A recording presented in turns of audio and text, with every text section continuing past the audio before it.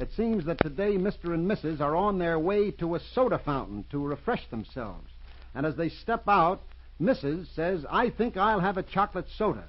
And Mr., her husband, says, "Oh, why do you take that sweet stuff? It'll only upset you." He says, "Why not try a good thirst quencher like lime and lemon?" She says, "Well, yes, I guess it would be better for me." And he says, "I should say so." So they step right up to the fountain, and he orders something like this: 1 lime and lemon and 1 raspberry sundae with marshmallow whip. That's what we actors call the old switch.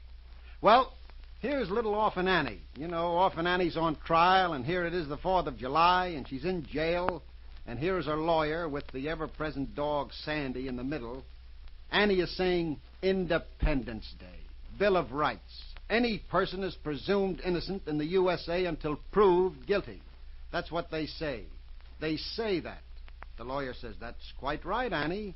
Annie says, "Yeah. Well, how the Sam Hill can I keep from being proved guilty if I'm not allowed to tell the truth, the whole truth, and nothing but the truth?"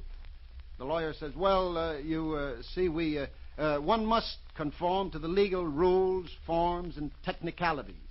And Annie says, "Hey, has the other side got all those things? How about us getting some, too? That we can use." And that's Annie. Now, we're going over to Joe Palooka, written by Ham Fisher, an old friend of mine from Wilkes-Barre, Pennsylvania.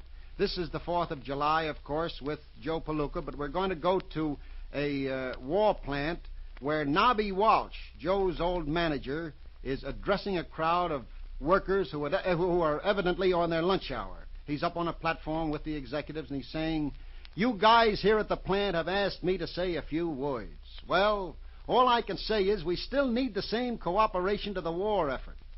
And as you gave before, give now. A good many millions of fine guys have died since the first July 4th to build democracy, the grandest form of government the world ever knew. It sure makes you proud to know you're American. And don't forget this. We licked the Nazi bums who preached race hatred, and we're licking them Jap savages, too. Let's keep the American creed. Life, liberty, and equal rights for all.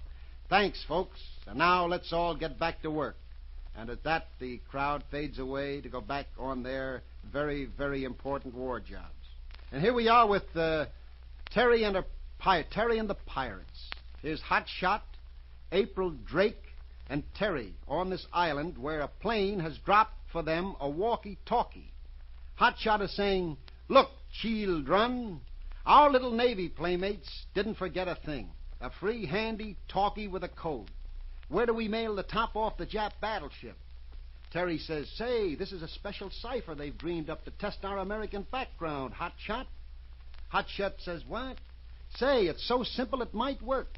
The first 13 letters in the alphabet are paired with the names of the 13 original states listed alphabetically."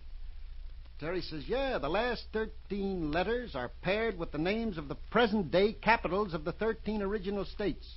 The cities follow the order of their state names. This is important. The important thing that we must supply the missing state and the city's names. And down below that, there is a chart. And against the letter A is Connecticut. Against the letter B is Delaware. Against the letter N is Hartford. And against the letter O is Dover. Hartford being the capital of Connecticut, of course, and Dover being the capital of Delaware. And in the last picture, Terry is saying all this security isn't just to pick up survivors. They want guarded info from us because they're going to occupy this island." Hot Shot says, "Roscoe Bosco." April says, "I reckon I might just as well have stayed in that woman's concentration camp." And that's the end of the strip for today. And here's the old boy himself, Dick Tracy. Here's Breathless. Well, you know, Breathless has been caught with an arm full of dough in a laundry wagon. And she's saying to this laundry wagon driver, Wetwash, "I said I'd give you $500 and not 1 cent more." Wetwash says, "Why, sister, that pillowcase is bulging with $1,000 bills. I want half." She says, "It's 500 or nothing." He says, "Okay, babe, have it your way."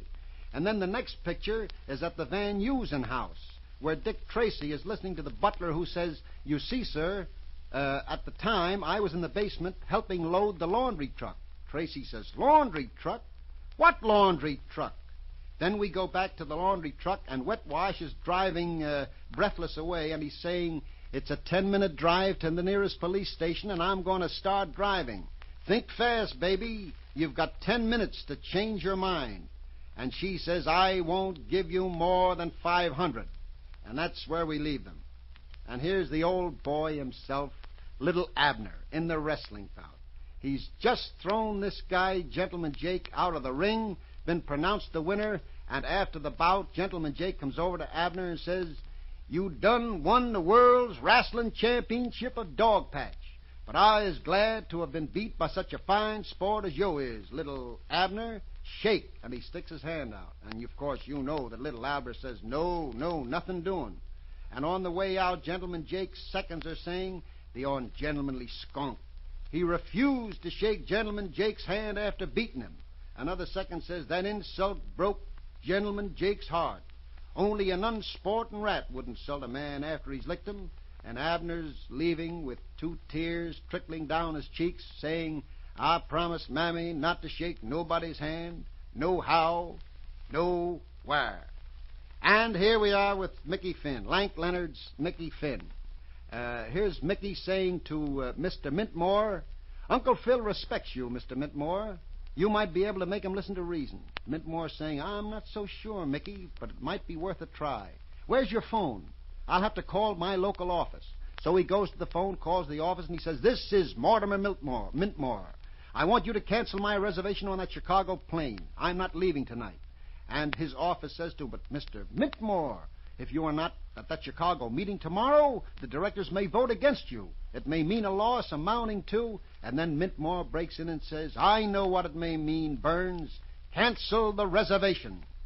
And old Mickey says to Mr. Mintmore, gosh, Mr. Mintmore, we don't want to change your plans just to... And Mr. Mintmore breaks in and says, forget it, Mickey. If I can help Phil, I want to do it. Attaboy, Mintmore.